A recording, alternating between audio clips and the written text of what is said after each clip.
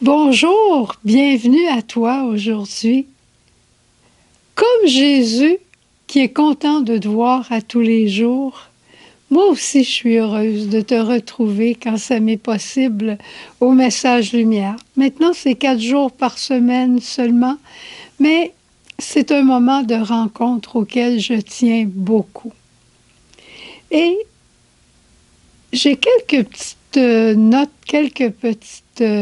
des petits avis à partager avec toi avant d'entrer dans la liturgie de ce jour. C'est la parole que le pape François nous laisse sur notre tableau du carême pour cette semaine. Il dit « En Dieu, aucun acte d'amour, si petit soit-il, aucune fatigue généreuse ne sont perdus. De même que l'arbre se reconnaît à ses fruits, de même la vie remplie de bonnes œuvres est lumineuse et apporte au monde le parfum du Christ. » Tu sais, on peut avoir la plus belle bouteille de parfum, le parfum le plus cher du monde ou le plus ordinaire, l'air du temps, quelque chose de simple. Encore, il faut-il dévisser le bouchon puis laisser sortir l'arôme. En toi, il y a le parfum du Christ qui se déploie, qui remplit la pièce où tu es quand tu te donnes et que tu te livres avec amour. C'est pas une question de la quantité de choses que tu fais, mais simplement d'être là par amour où Dieu t'appelle.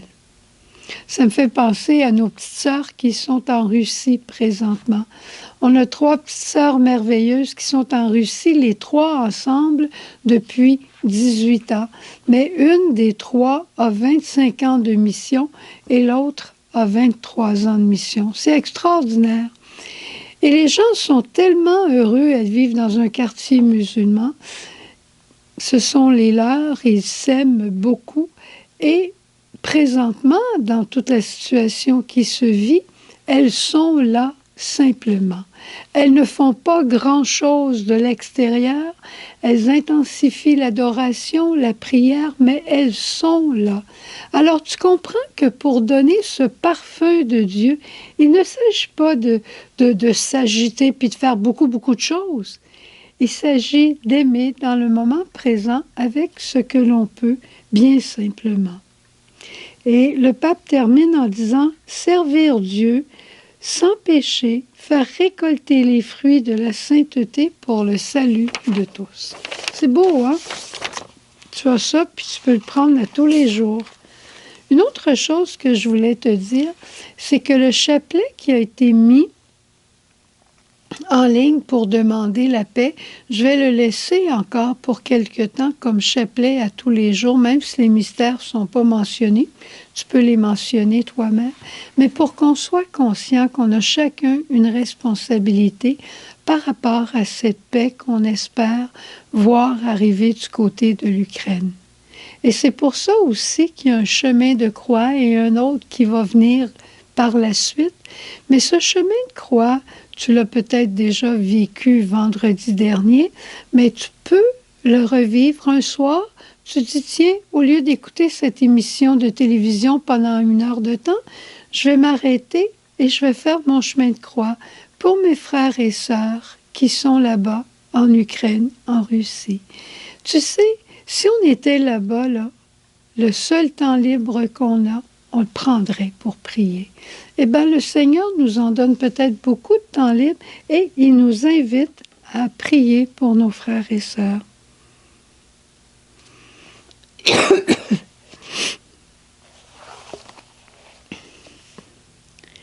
Dans l'évangile de Saint Matthieu aujourd'hui, Jésus dit à la foule et à ses disciples, « Les scribes et les pharisiens enseignent dans la chair de Moïse.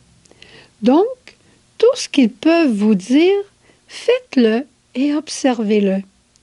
Mais n'agissez pas d'après leurs actes, car ils disent et ne font pas. » Puis là, il continue avec une description, comment ils se comportent. Le Seigneur, c'est clair, il dit, ce qu'ils vous disent, faites-le. Ce qu'ils font, oubliez ça, parce qu'ils ne font pas toujours ce qu'ils disent. Il y a des choses qu'ils font. Mais tout ça pour nous dire qu'il y a un seul Maître, un seul Père, un seul Seigneur. Même les saints qu'on peut regarder des fois comme des modèles, je pense qu'il faut les regarder, comme disait Sœur Jeanne, davantage comme des témoins. Ils témoignent de leur amour de Dieu. Ils témoignent peut-être par leur humilité, par leur générosité, par leur douceur. Mais on ne peut pas s'arrêter à les prendre comme modèles.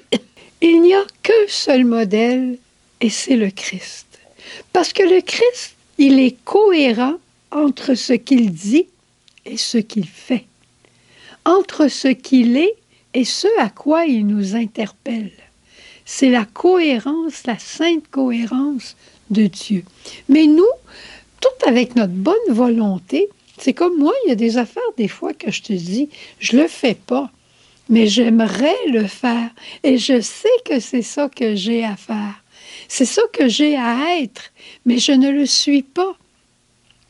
Et le seul modèle qu'on peut avoir, c'est le Christ lui-même. Juste une petite anecdote, je me souviens quand le frère André a été canonisé. Hein? On dit que le frère André, il avait un caractère un peu susceptible, puis il s'impatientait facilement. Eh bien, combien de fois j'ai entendu des personnes s'impatienter et dire « Ah, mais je suis comme le frère André. » Hein?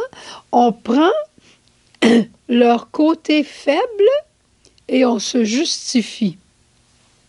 Mais un côté faible chez le bon Dieu, on n'en trouve pas. Un côté faible chez Jésus, on n'en trouve pas.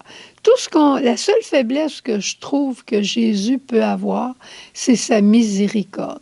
Il est toujours prêt à recommencer. Ça, c'est la faiblesse de Jésus.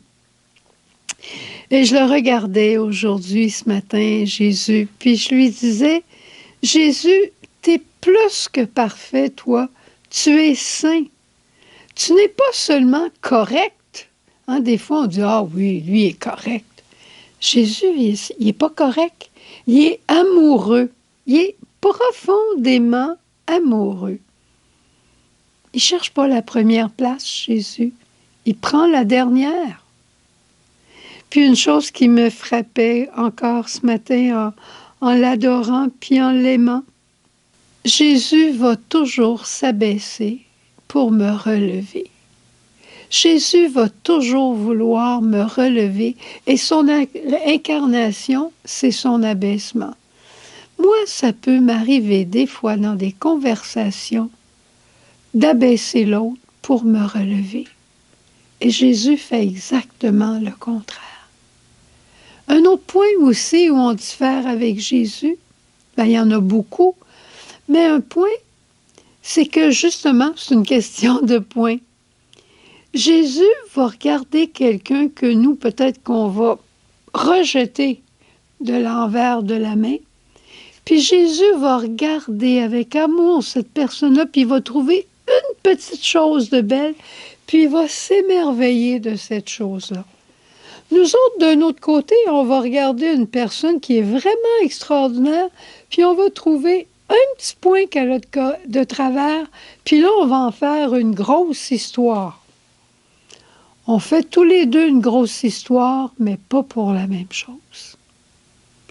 Vois-tu comment la sainteté de Dieu, c'est ce qui attire notre âme vers les sommets. C'est ce qui attire notre âme à la cohérence. C'est ce qui attire notre âme à la sainteté. Et je termine en te partageant une lecture que j'ai faite ces jours-ci sur la beauté de Jésus. On dirait que je suis fascinée ces temps-ci et ça me vient toujours suite à la prière que je fais le matin au moment de mon oraison avec cette parole de Jean 8, 28 que je prends à tous les jours. Mais à tous les jours, elle me parle d'une manière différente. Mais c'était Jésus qui se confiait et qui disait « Je suis assez intelligent pour reconnaître la paternité aimante de notre Père.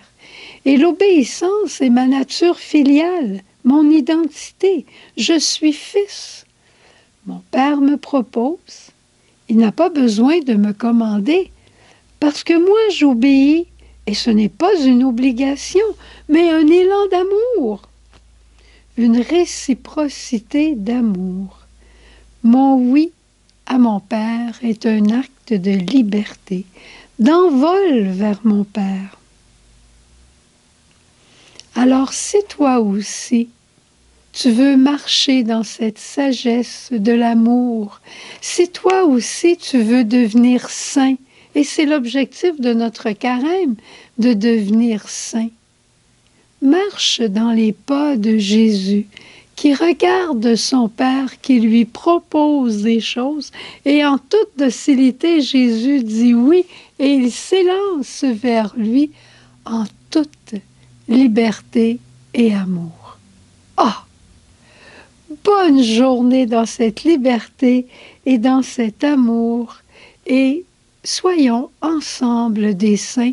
Notre monde a besoin de saints, ta famille a besoin de toi comme saint et comme sainte. Au revoir. Jésus.